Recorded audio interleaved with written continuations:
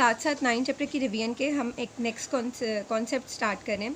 आज मैं आप लोगों को बता दूं जस्ट इसका कॉन्सेप्ट आपने अपने माइंड में क्लियर रखना है। डेफिनेशन, कॉन्ग्रुएंट ट्रायंगल्स क्या होती हैं और किसको कहते हैं, बस आपने इसका कॉन्सेप्ट क्लियर करना है और डेफिनेशन याद करनी है।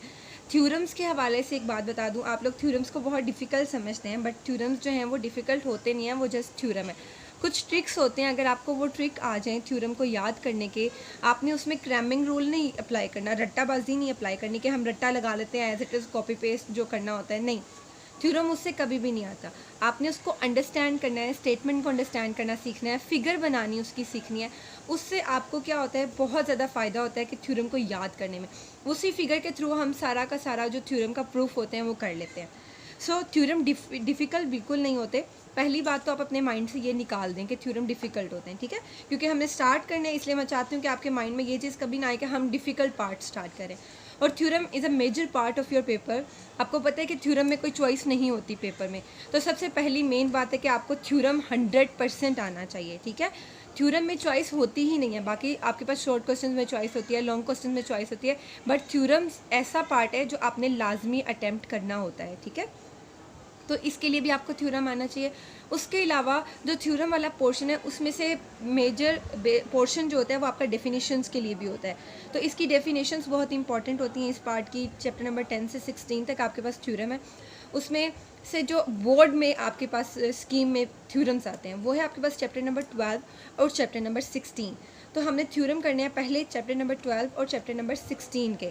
लेकिन उससे पहले क्या है, जो उसमें कॉन्सेप्ट यूज़ होते हैं वो मैं पहले आप लोगों को करवा दूंगी एंड देन हम वो थ्योरम स्टार्ट करेंगे, ताकि जो उसमें यूज़ होने वाली चीज़ें हैं, उसमें यूज़ होने वाली टर्म्स हैं, उसमें यूज़ होने वाली डेफिनेशन है, वो आपको अच्छे से आती हों। उनमें से पहला है कॉन्ग्रुएंट ट्रायंगल्स, जो मैं आज आप लोगों को समझाऊंगी। कॉन्सेप्ट है, बस आप लोगों ने अच्छे से अंडरस्टैंड करना है और इसकी डेफिनेशंस को लिखना है। आपके माइंड में क्लियर हो जाएगा कि कॉन्ग्रुएंट होती क्या है। बेसिकली तो 7th क्लास में आपने कॉन्ग्रुएंट का वर्ड पढ़ा हुआ है, ठीक है। तो आप इसको इजीली अंडरस्टैंड कर लेंगे। एंड देन हम चैप्टर नंबर 12 और 16 के थ्योरम करने के बाद कैडेट्स हम बाकी चैप्टर्स के थ्योरम्स को भी अंडरस्टैंड करेंगे। हम छोड़ेंगे नहीं, हम 10, 11 और 13 इन चैप्टर्स के थ्योरम्स को भी डिस्कस करेंगे। उसके बाद हम इंशाल्लाह ज्योमेट्री का पोर्शन स्टार्ट करेंगे। सो उसके बाद जब तक कॉलेज ओपन नहीं होते, आपका टाइम वेस्ट नहीं करना चाहती, सो इसलिए मैं चाह रही हूँ कि आप थोड़ा थोड़ा साथ साथ डिस्कस करते रहें, आपको कॉन्सेप्ट्स क्लियर होते रहे, आपका टाइम सेव हो और हम साथ साथ पीछे से रिवीजन भी इसी तरह टेस्टिंग के थ्रू कंटिन्यू रखेंगे। और अगर आपको किसी क्वेश्चन में प्रॉब्लम हो तो आप एनी टाइम मुझसे पूछ सकते हैं, मैं आपको बता दूँगी, ठीक है। तो चलें कैडेट स्टार्ट करते हैं। यूनिट नंबर 10 का टॉपिक है, मैंने इसलिए लिखा है ताकि आपको पता चल जाए, फाइंड करने में आसानी रहे। पेज नंबर आपके पास 185 है, ठीक है। कॉन्ग्रुएंट ट्रायंगल्स चैप्टर का नाम है आपके पास, और हमने डिस्कस भी इसमें क्या करना है, कॉन्ग्रुएंट ट्रायंगल्स को। ट्रायंगल्स का तो लफ्ज़ सुनते ही आपको पता चल गया होगा, 3 वर्टिसेस से मिलके बनी हुई, 3 पॉइंट से मिलके बने हुए जो आपके पास फिगर बनती है वो आपके पास ट्रायंगल बनती है। अब ट्रायंगल्स डिफरेंट टाइप की होती हैं, वो अलग बात है। कॉन्ग्रुएंट ट्रायंगल्स को पढ़ने के लिए जो सबसे पहला कॉन्सेप्ट है वो है 1-1 कोरेस्पॉन्डेंस, ठीक है। मैं दोबारा बता रही हूँ, आपने इसके कॉन्सेप्ट को बहुत अच्छे से माइंड में सेट करना है, अंडरस्टैंड करना है। जस्ट कॉन्सेप्ट लेना और डेफिनेशन, इसके अलावा अभी हमने कुछ नहीं करना, ठीक है। कोई डिफ़िकल्ट काम नहीं है, तो आपने ये नहीं सोचना कि मैम हमें ज़्यादा पढ़ा रही है, ठीक है।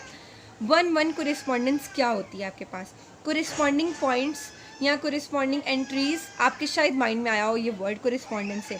हमने फर्स्ट चैप्टर में इक्वल मैट्रिसेस की डेफिनेशन में जो सेकंड कंडीशन पढ़ी थी, that is the corresponding entries of matrix A is equal to the corresponding entries of matrix B.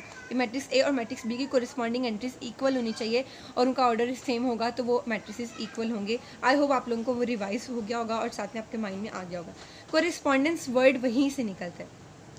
इस चैप्टर में कॉन्ग्रुएंट के लिए सबसे बेसिक जो टॉपिक है वो है 1-1 कोरेस्पॉन्डेंस। कोरेस्पॉन्डेंस 1-1 कोरेस्पॉन्डेंस क्या होती है, ये अगर आपको पता है और इसका कॉन्सेप्ट आपको क्लियर है तो आप इसको इजीली इस टॉपिक को अंडरस्टैंड कर लेंगे। कुछ भी मुश्किल नहीं है, बहुत ईजी है, ठीक है। 1-1 कोरेस्पॉन्डेंस के लिए सबसे पहले सिंबल कौन सा यूज़ होता है मैं आप लोगों को ये बता देती हूँ। नोटेशन कह लें, सिंबल कह लें, आप लोगों को पता होना चाहिए कि ये सिंबल जो यूज़ हो रहा है हम थ्योरम्स में यूज़ करेंगे किस चीज़ का। कैडेट्स, ये आपके पास सिंबल है, इसको हम 1-1 कोरेस्पॉन्डेंस के लिए यूज़ करते हैं, ठीक है। मैट्रिक्स में जब हमने कोरिस्पॉन्डिंग एंट्रीज के बारे में पढ़ा था, पहले मैट्रिक्स की पहली एंट्री दूसरी मैट्रिक्स की पहली एंट्री के इक्वल होनी चाहिए, पहली रो की पहली एंट्री के, ठीक है। पहले मैट्रिक्स की पहली रो की पहली एंट्री दूसरे मैट्रिक्स की पहली रो की पहली एंट्री के इक्वल होना चाहिए। इसको हम कोरिस्पॉन्डिंग एंट्रीज कहते थे। ये मैं इसलिए बता रही हूँ ताकि आप लोगों के माइंड में आ जाए कि अभी हम कोरिस्पॉन्डेंस से रिलेटेड वर्ड यूज़ करने जा रहे हैं। तो हमने आज जो डिस्कस करना है ट्राइंगल्स फिगर्स की फॉर्म में, ज्योमेट्री की फॉर्म में, वो भी कुछ इसी तरह का डिस्कस करना है, ठीक है। तो चलें स्टार्ट करते हैं। किसी भी चीज़ के दरमियान कोरिस्पॉन्डेंस शो करने के लिए आपको एक से ज़्यादा चीज़ की ज़रूरत होती है। मतलब अगर मैं ट्राइंगल्स के दरमियान कोरिस्पॉन्डेंस को शो करना चाहती हूँ तो एक ही ट्राइंगल को यूज़ नहीं करूँगी। ऑफ कोर्स मेरे पास दो ट्राइंगल्स गिवन होंगी तो मैं उनके दरमियान कोरिस्पॉन्डेंस को शो करूँगी, ठीक है। सो मेरे पास कैडेट्स दो ट्राइंगल्स हैं, आपके पास इसी तरह से दो ट्राइंगल्स बनी होंगी। मैं कोई भी नेम दे देती हूँ ए, बी और सी, और इसको कोई भी नेम दे देती हूँ डी, ई और एफ। मैंने इन एक्चुअल ये सेम ट्राइंगल्स बनाई हैं, ठीक है, बिल्कुल सेम ट्राइंगल्स हैं मेरे पास। सो अब मुझे बताना है कि इनके दरमियान वन वन कोरिस्पॉन्डेंस किस तरह की है। जितनी आपके पास ये ट्राइंगल है सेम, अगर आपको देखने में थोड़ी डिफरेंट भी लगी हो, बल्कि मैंने कोशिश की मैं सेम बना, आपने यही इमेजिन करना है कि ये दोनों ट्राइंगल्स मेरे पास सेम है, ए बी सी और डी ई एफ, ये दो ट्राइंगल्स हैं। मुझे इन दोनों ट्राइंगल्स के दरमियान वन वन कोरिस्पॉन्डेंस शो करनी है। वन वन कोरिस्पॉन्डेंस को शो करने की नोटेशन और साइन आपके पास सिंबल ये होता है, ठीक है। कैडेट्स आप लोगों ने क्या करना है, अगर मैं आपके पास इस ट्रायंगल को उठा के, ये पूरी एक ट्रायंगल है, इस ट्रायंगल को उठा के यहाँ इसके ऊपर ओवरलैप कर दूँ, मतलब ये आपके पास डी है, तो आपको पता है जब मैं इस पूरी ट्रायंगल को बिल्कुल इसके ऊपर फिक्स करूँगी तो डी बिल्कुल इस ए वर्टेक्स के ऊपर आएगा। ये ई जो है ये इस बी, मतलब इसका जो राइट वर्टेक्स है, राइट ऑन हॉरिजॉन्टल लाइन पे आपके पास जो वर्टेक्स है वो बिल्कुल इधर राइट वाली हॉरिजॉन्टल वर्टेक्स पे आएगा, और इसका लेफ्ट, ये लेफ्ट वाला वर्टेक्स है तो ये लेफ्ट वाले सी पे आएगा। इसका मतलब है अगर मैं इस पूरी ट्रायंगल को इसके ऊपर रख दूं, एडजस्ट कर दूं, तो ये इसके ऊपर बिल्कुल ओवरलैप कर जाएगी। तो इससे क्या साबित हुआ कि ए वर्टेक्स किसके ऊपर आएगा, बिल्कुल डी, ए और डी बिल्कुल टॉप जो बॉटम वर्टेक्स है इनका वो बिल्कुल सेम है, सेम प्लेस पे है बिल्कुल, और वो एक दूसरे के इसका मतलब है ए वर्टेक्स कोरिस्पॉन्ड करता है डी वर्टेक्स को, ठीक है। A vertex A correspond to D. Similarly B, अगर मैं बी को देखूँ तो मैं ये नहीं कह सकती कि इधर वाला बी वर्टेक्स एफ के कोरिस्पॉन्ड, नो, बी वर्टेक्स आपके पास राइट साइड पे, इधर वाली राइट साइड पे। सो इस ट्रायंगल की राइट साइड पे जो ई वर्टेक्स होगा, B vertex correspond to E vertex. Similarly C correspond to F vertex. इसको शो करने का तरीका क्या होता है, आपने ये वाले साइन से शो करना है। अगर मैं एंगल्स की बात करूँ, इनके दरमियान यहाँ पे कोई एंगल्स भी होंगे, ठीक है, एंगल्स की बात करूँ कैडेट्स, तो ए का जो एंगल होगा, एंगल ए इस ट्रायंगल का, ये आपके पास ट्रायंगल है ए बी सी, मैं ए बी सी ट्राइंगल की बात करी, और ये आपके पास ट्राइंगल है D E F, A B C, similarly D E F, आपके पास दो ट्राइंगल हैं। इसका angle A corresponds to angle D. इसको शो करने का तरीका ये होता है एरो से। एरो का मतलब क्या है, कोरिस्पॉन्ड्स टू, मतलब आपके पास कोरिस्पॉन्डिंग एंगल्स बिल्कुल सेम है, ए और डी का एंगल सेम है। आप ये नहीं कह सकते ए और ई एक दूसरे के कोरिस्पॉन्डिंग एंगल है, नो। अभी आपके पास अगर ट्राइंगल इस प्लेस में पड़ी हुई है तो इसी प्लेस में ए जो है वो डी के कोरिस्पॉन्ड है, ठीक है। आई होप आप लोगों ने इस चीज़ को अंडरस्टैंड कर लिया होगा। जिस तरह हम कहते थे मैट्रिसेस में पहले मैट्रिक्स की पहली एंट्री और दूसरे मैट्रिक्स की पहली एंट्री, इस तरह से आपको एग्जाम्पल देके बता देती हूँ। 2 3 0 और 1, आपके पास यहाँ पे कोई दूसरा मैट्रिक्स होता था बी मैट्रिक्स, 4 -2 3 2 -2 एंड 1। तो आप क्या कहते थे, पहले मैट्रिक्स की जो पहली एंट्री है वो इसके इक्वल हो गया। 4 -2 को सॉल्व करेंगे तो आपके पास 2 ही आएगा, ठीक है। ये जस्ट मैंने आपको एग्जांपल देके बताई, मतलब पहली और पहली सेम प्लेस होनी चाहिए, तो ये एक दूसरे के कोरिस्पॉन्डिंग है। Similarly angle B angle E के कोरिस्पॉन्डिंग है, angle B corresponding to angle E, and angle C corresponds to angle F. ये आपके पास है कोरिस्पॉन्डिंग्स को शो करने का तरीका। ये एंगल्स को कोरिस्पॉन्ड किया है, इसका इस साइन का मतलब है कोरिस्पॉन्ड्स टू। आप इस साइन को पढ़ते किस तरह से, इसको शो इस तरह करते हैं, angle A corresponds to angle D. अगर मैं साइड्स की बात करूं, ये अभी मैंने जस्ट एंगल्स की बात की है, ये ए का एंगल, बी का एंगल, सी और सिमिलर एंगल यहाँ पे भी होंगे। अब देखिए अगर साइड की बात करूँ, इसको इसके ऊपर ओवरलैप करवा दूँ तो जितनी ए और बी की लेंथ है उतनी डी और ई की भी है, ठीक है। ए बी साइड जो किसके इक्वल होगी, डी ई साइड के इक्वल। इसका मतलब है A B side corresponds to D E, ये वाली साइड है तो यही वाली साइड के इक्वल। आप ये नहीं कहेंगे ए बी डी एफ के इक्वल, नो, ए बी ये वाली साइड है तो ये वाली इसकी साइड होगी D E, corresponds to side D E. Similarly आप ए सी की बात करें, ए सी साइड कोरिस्पॉन्ड्स टू ए सी इधर वाली साइड है, तो यहाँ पे आपके पास है डी एफ, ये कोरिस्पॉन्ड करेगी डी एफ को। ये 1-1 कोरिस्पॉन्डेंस है, इसका मतलब है 1-1 कोरिस्पॉन्डेंस, ठीक है। ये जो मैं आपको बता रही हूँ this is called the 1-1 correspondents.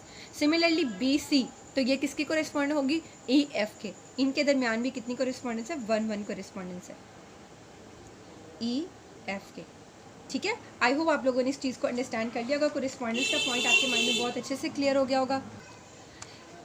इसका मतलब होता है कि आपके पास इनके दरमियान, इन दोनों ट्राइंगल्स के दरमियान 1-1 कोरिस्पॉन्डेंस है। 1-1 कोरिस्पॉन्डेंस को आपने अच्छे से अंडरस्टैंड कर लिया है। अगर दो एंगल्स दो वर्टेक्स बिल्कुल सेम पॉइंट पे, तो उनके दरमियान एंगल भी सेम है, तो आप कह सकते हैं एंगल ए इस कोरिस्पॉन्ड्स टू एंगल डी। ये आपके पास पॉइंट बी बिल्कुल सेम प्लेस पे, एंगल भी इनका सेम है, तो आप कह सकते हैं angle B corresponds to angle E. Similarly this, अगर यहाँ डिफरेंट फिगर होती तो उनके दरमियान कभी भी 1-1 कोरिस्पॉन्डेंस नहीं हो सकती थी, ठीक है।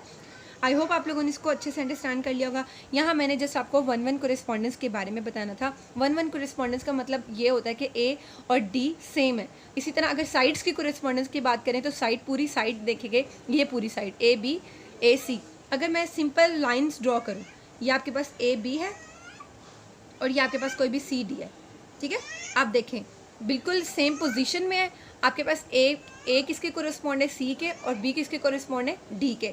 तो आप इसको इस तरह भी लिख सकते हैं कि ए बी लाइन जो है वो कोरिस्पॉन्ड करती है सी डी ब्लॉक को, ठीक है। लाजमी नहीं कि हम जस्ट ट्राइंगल्स के लिए डिस्कस करें। 1-1 कोरिस्पॉन्डेंस का मतलब जस्ट मैंने आपको समझाना था। आई होप आप लोगों ने इसको अंडरस्टैंड कर लिया होगा 1-1 कोरिस्पॉन्डेंस को।